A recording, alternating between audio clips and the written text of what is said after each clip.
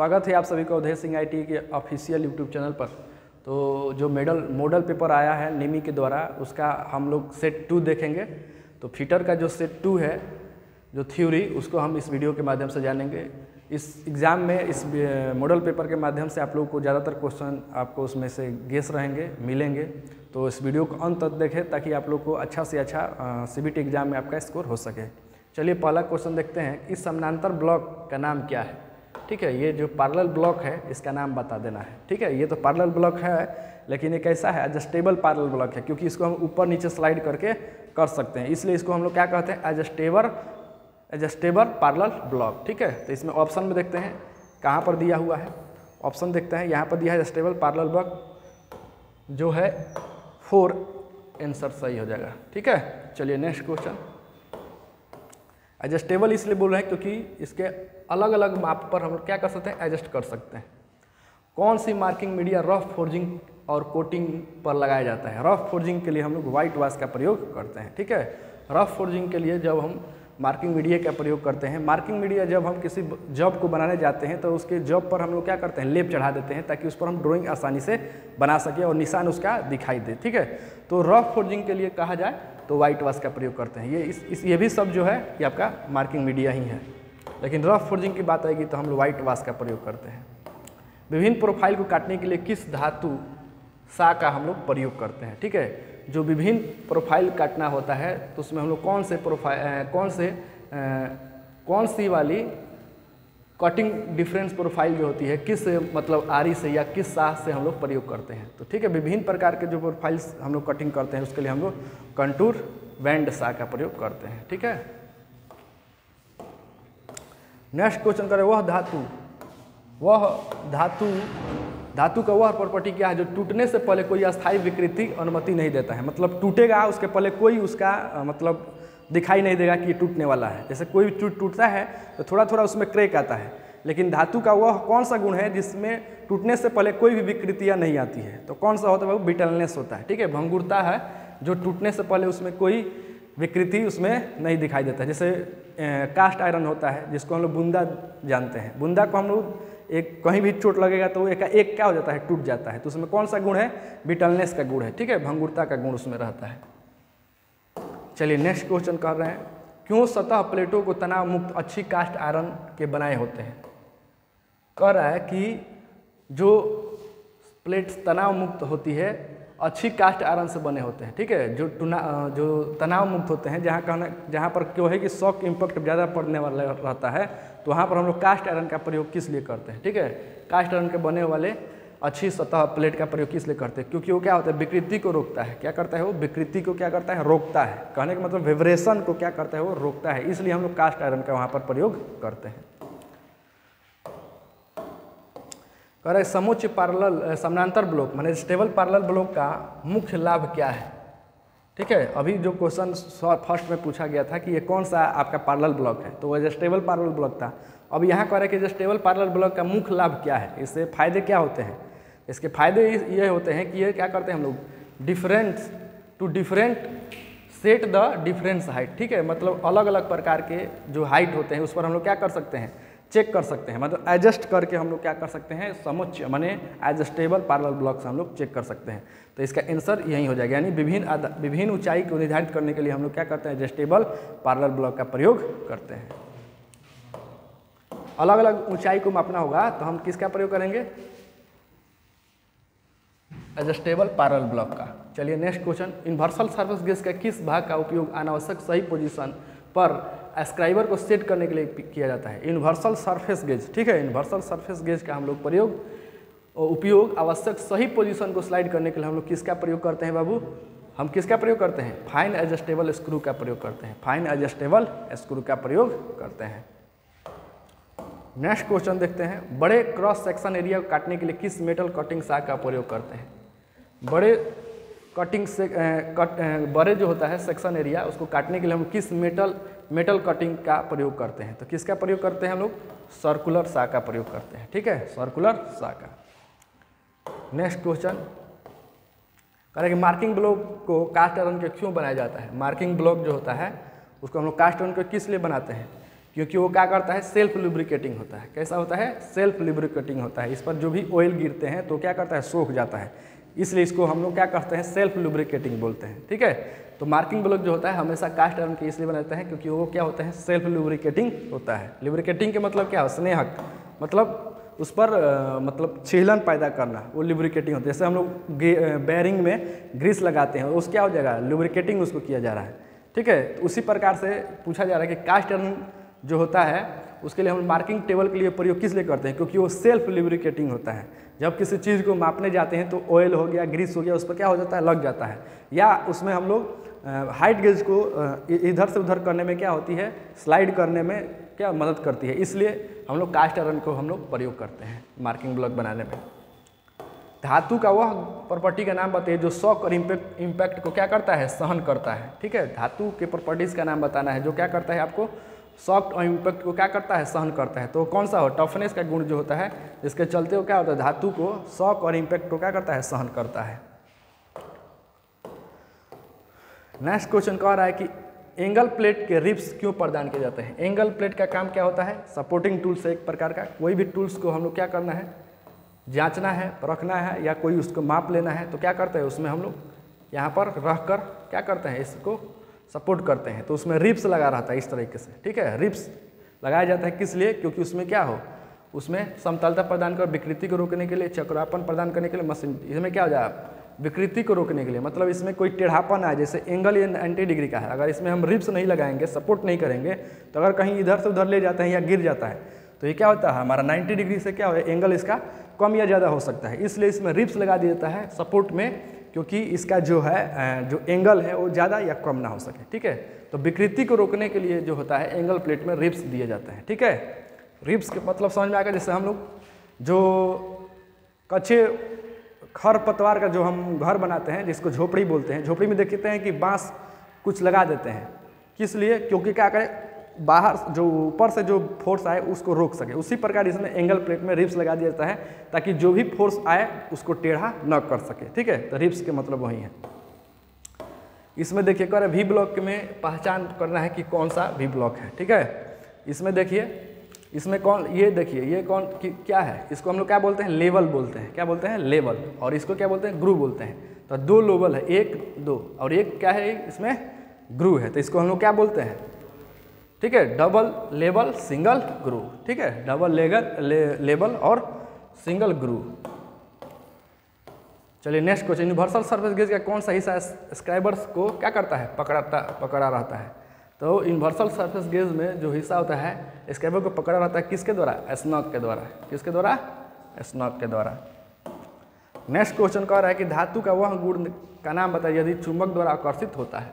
जो धातु चुंबक द्वारा क्या होता है, आकर्षित होता है, उसमें क्या होता है, आपका मैग्नेटिक प्रॉपर्टीज होती है, यानी चुंबकीय गुण रहता है, उसी के चलते ना वो धातु अपने ही ओर आकर्षित करता है।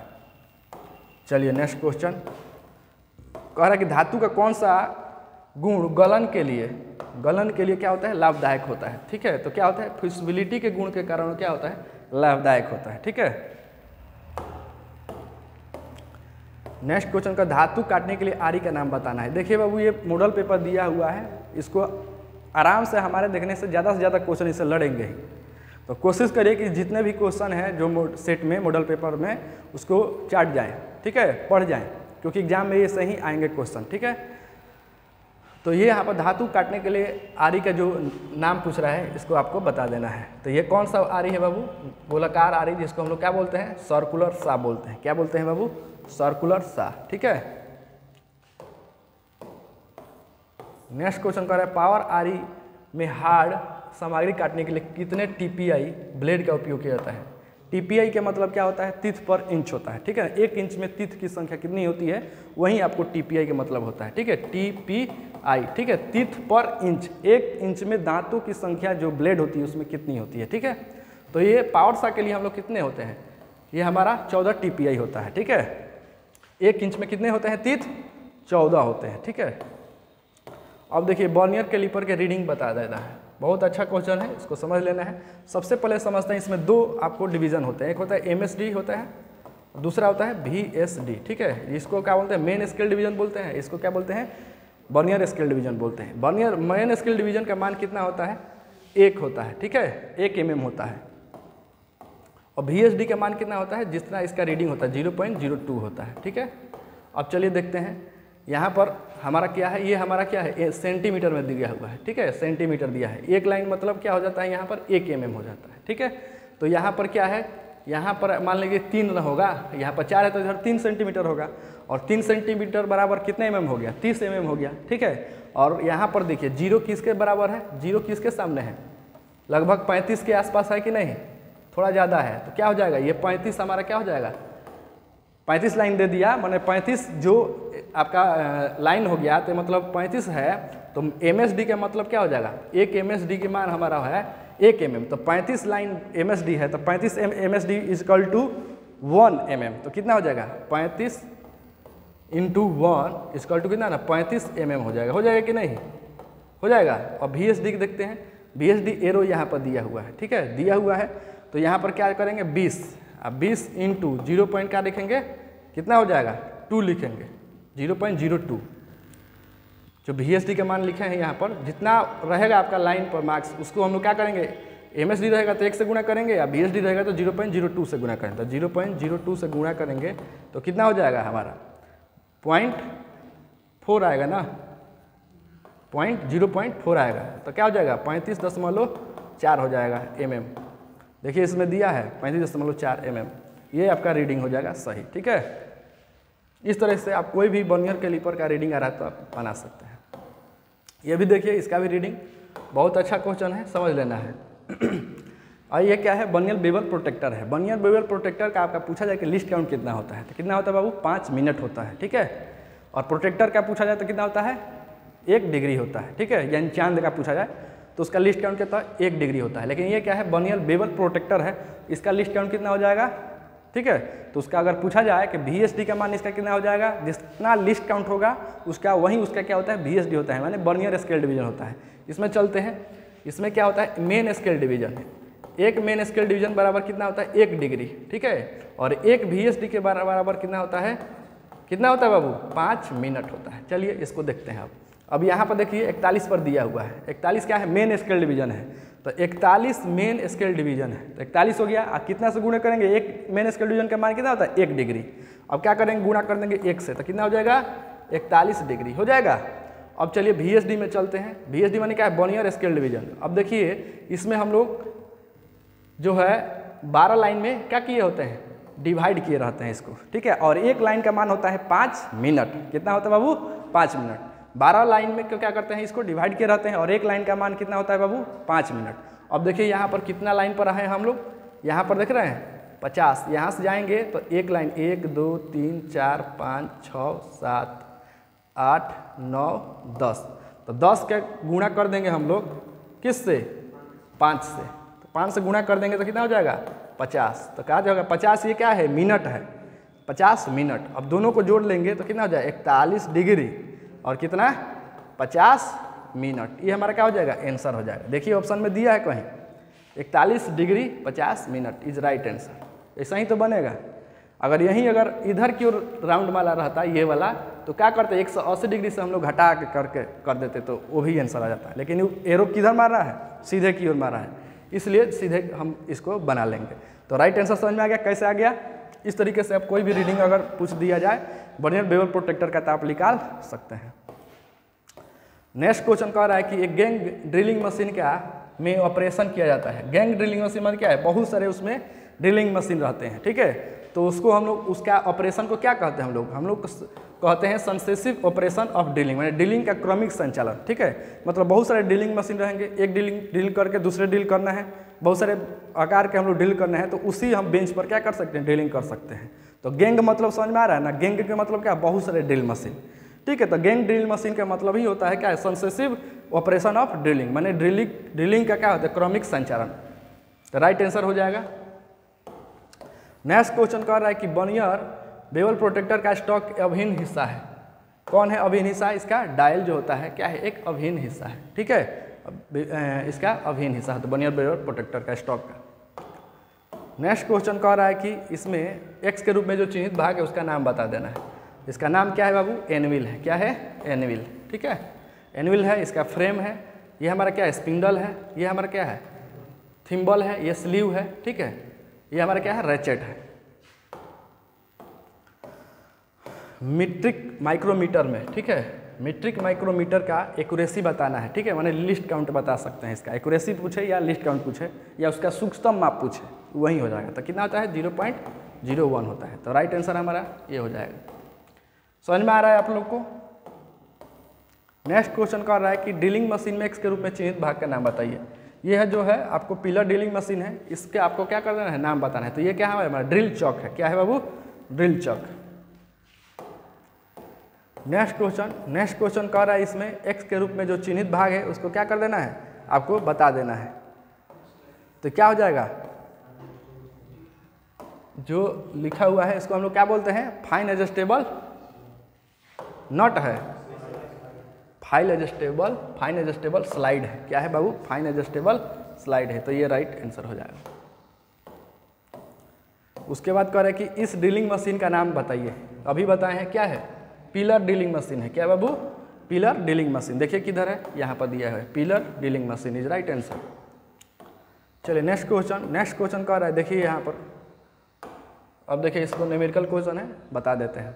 M10, ठीक है, यहाँ पर जो दिया है ये क्या है, डायमीटर है, D है, और ये क्या है, पिच है, ठीक है। ये क्या है बाबू, M10 इंटू क्या होता है 1.25। तो अगर देखा जाए इसको हम लोग क्या बोलेंगे, डायमीटर बोलेंगे। क्या बोलेंगे, D। इसको क्या बोलेंगे बाबू, P बोलेंगे। तो फार्मूला होता है, फार्मूला क्या होता है बाबू, क्या निकालना है हम लोग, टेप ड्रिल साइज, मतलब TDS। Tap drill size equal to क्या होता है, D माइनस P होता है, ठीक है। ये 60% एक्यूरेसी के लिए कितना है, 60% एक्यूरेसी करना होगा तो ये फार्मूला निकालेंगे। तो कितना है, 10 माइनस करेंगे, 10 माइनस तो कितना हो जाएगा, यहाँ पर 1.25। तो कितना आंसर आ जाएगा, 8.75 आंसर आया है, ये हो जाएगा। लेकिन आंसर आपको ऐसा दिया हुआ है, ठीक है। तो इसके अनुसार तो आंसर ये आ जाएगा। लेकिन एक और फार्मूला उसको भी देख लेते हैं, ठीक है। अब वो फार्मूला भी देख लेते हैं। एक फार्मूला होता है बाबू TDS equal to D minus 1.22 into pitch होता है, ठीक है। और इस पर भी बैठा रहे हैं तो इसमें आंसर नहीं आ रहा है, ठीक है। लेकिन इस पर हमारा आंसर आ जाता है, इसको हम लोग क्या यही सही आंसर मारेंगे। लेकिन सेट में आपका ये आंसर सही दिया है, तो हम दोनों बना कर देखें, लेकिन आंसर वैसा नहीं आ रहा है, ठीक है। तो एक पर आंसर ये आ रहा है तो सही आंसर यही हो जाएगा, ठीक है। दोनों फार्मूला याद रखना है, ठीक है। दोनों फार्मूला बैठा कर आपको सवाल को बनाना है, जिससे सही आंसर आ जाए, एक्यूरेट आ जाएगा, उससे हम लोग मार देंगे, ठीक है। अगर 100% में देखा जाए, थोड़ा एक पॉइंट डिग्री का अगर पॉइंट में उसमें अंतर आ रहा है तो सही आंसर आपको उसके आसपास जो होगा उसको मार लेंगे, ठीक है। बर्नर हाइट गेज में कौन सा पार्ट मुख्य स्लाइड से एक इंटरनल पार्ट होता है। तो क्या कौन सा होता है बाबू, ठीक है। इसमें देखते हैं, कह रहे कि बर्नियर हाइट गेज का कौन सा पार्ट्स मुख्य स्लाइड के इंटरनल पार्ट्स होता है। तो क्या होता है बाबू, जा होता है। क्या होता है, जा। नेक्स्ट क्वेश्चन कह रहा है कि डेप्थ माइक्रोमीटर द्वारा रेंज की गहराई कैसे मापा जाता है, कैसे मापा जाता है। तो कैसे मापते हैं बाबू, हम लोग उसमें क्या रहता है, एक्सटेंशन रॉड रहता है। क्या है, एक्सटेंशन रॉड के एक सेट के द्वारा हम लोग क्या करते हैं, किसी भी डेप्थ को हम लोग क्या करते हैं, हम लोग डेप्थ माइक्रोमीटर के माध्यम से मापते हैं, ठीक है। कह रहा है कि ड्रिलिंग मशीन में कौन सा भाग विभिन्न गति प्रदान करने के लिए होता है, ठीक है। तो उसमें जो पुली होता है कैसा होता है वो पूछ रहा है। तो कैसा होता है, स्टेप पुली होता है, माने अलग अलग प्रकार के गति को हमको यूज करना है तो उसमें स्टेप वाइज बना रहता है। जैसे आपको गति चाहिए कम बेस करके हम लोग स्टेप पुली के माध्यम से हम लोग क्या कर सकते हैं, उसका उपयोग कर सकते हैं, गति को कम या ज़्यादा कर सकते हैं। कौन सा ड्रिलिंग मशीन में स्पिंडल हेड को कॉलम के आसपास या दूर कर सकते हैं। तो कौन सा होता है, रेडियल ड्रिलिंग मशीन में हम लोग क्या करते हैं, किसी भी उसके स्पिंडल को कम माने दूर या पास ला सकते हैं, ठीक है। तो किसके द्वारा होता है, तो रेडियल ड्रिलिंग मशीन के माध्यम से होता है। चलिए नेक्स्ट क्वेश्चन न्यूमेरिकल है, इसको समझ लीजिए, बहुत अच्छा क्वेश्चन है। ये जो आपको पूछ रहा है इंच ग्रेजुएशन में पूछ रहा है। क्या है, इंच ग्रेजुएशन में पूछ रहा है। सबसे पहले देखते हैं इसमें क्या क्या होता है। पहला होता है MSD होता है, उसके बाद सब डिवीजन 1 होता है, सब डिवीजन 2 होता है, और क्या होता है, VSD होता है। अब इसका मान जान जाते हैं। एक MSD का मान होता है इंच ग्रेजुएशन में 1 इंच होता है, ठीक है। और सब डिवीजन का मान कितना होता है, 0.100 होता है। और सब डिवीजन 2 का मान होता है 0.025 होता है। और वर्नियर स्केल डिवीजन का मान होता है 0.0001 होता है। ठीक है, अब इसी पर बैठा देना है।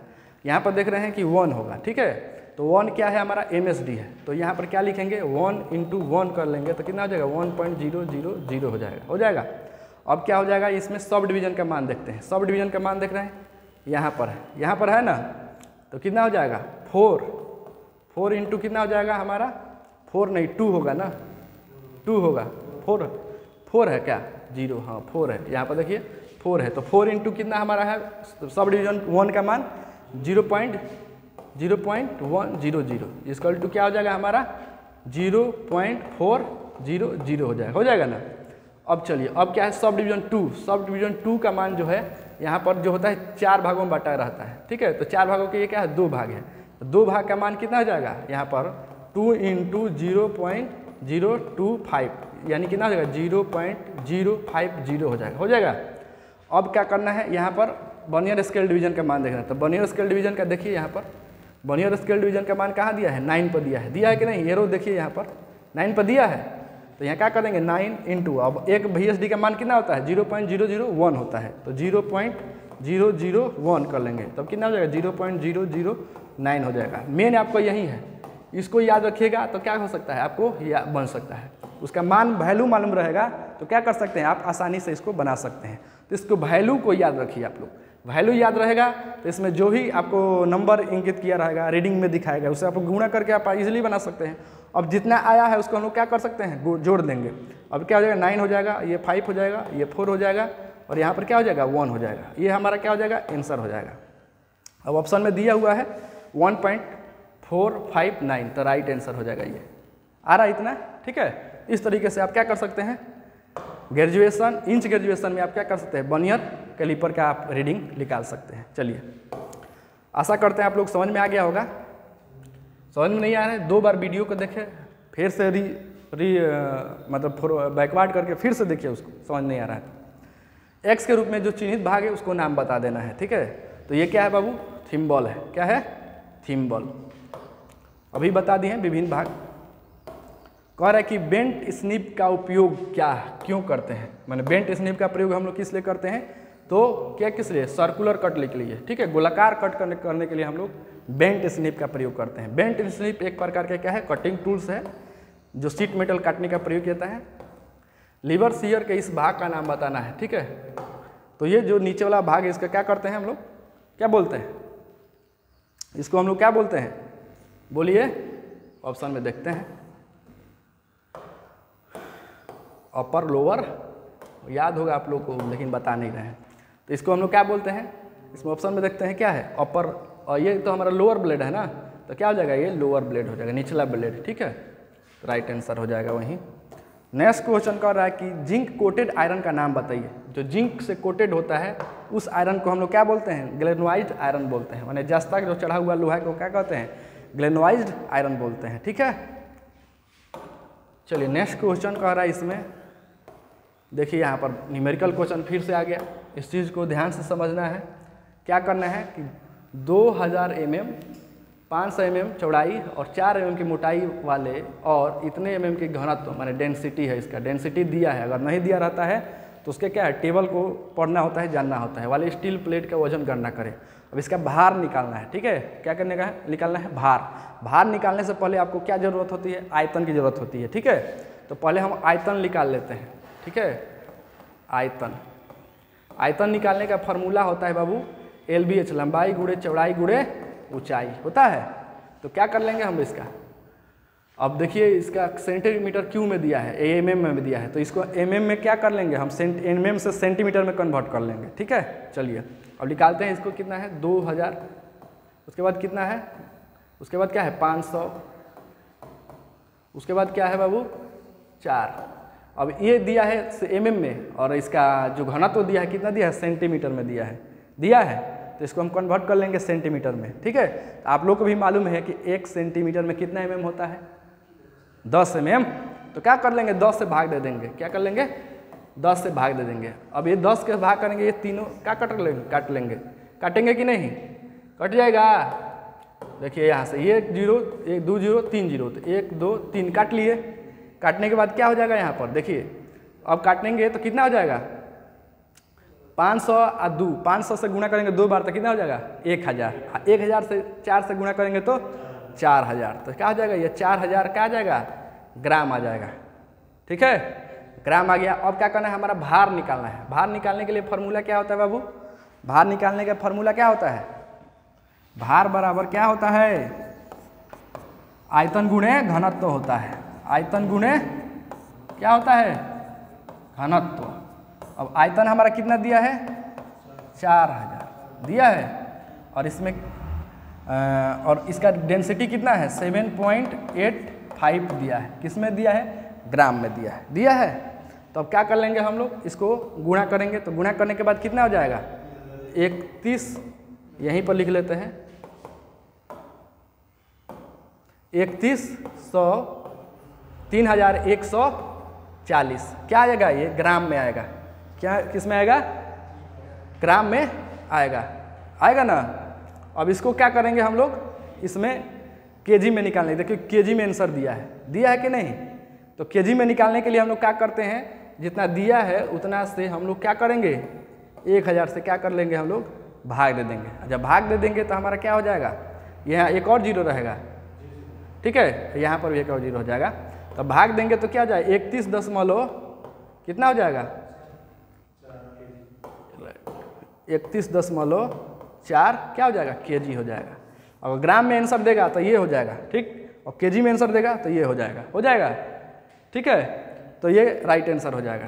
केजी में दिया है तो राइट आंसर हमारा ये हो जाएगा।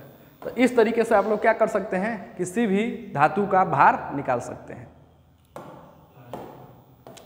नेक्स्ट क्वेश्चन कह रहा है कि निश्चित षष्ठभुज को फ्लैट से फ्लैट तक की साइज की गणना करने के सूत्र क्या होता है। तो क्या होता है बाबू, अंडर रूट क्या होता है 3a होता है, अंडर रूट 3a होता है। ठीक है, तो थ्योरी के जो भी मॉडल पेपर है वो हम इसमें समाप्त कर दिए सेट 2, और नेक्स्ट सेट 3 आएगा। ठीक है, तब तक इस वीडियो में धन्यवाद।